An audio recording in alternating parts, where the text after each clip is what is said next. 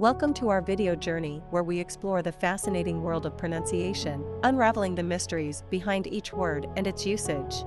In this video, the word is access time. Access time.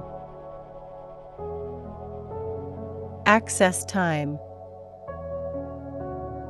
Access time is a technical term commonly used in the field of computing and data storage.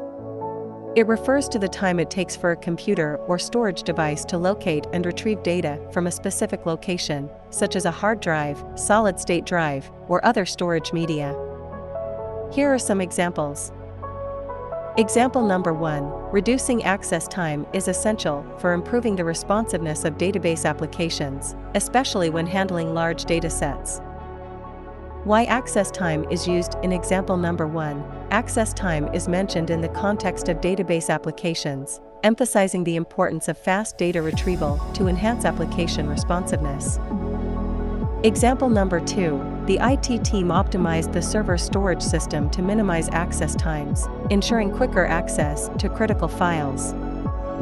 Why access time is used in example number 2. This sentence uses access times to describe the optimization of a server storage system to ensure faster access to important files.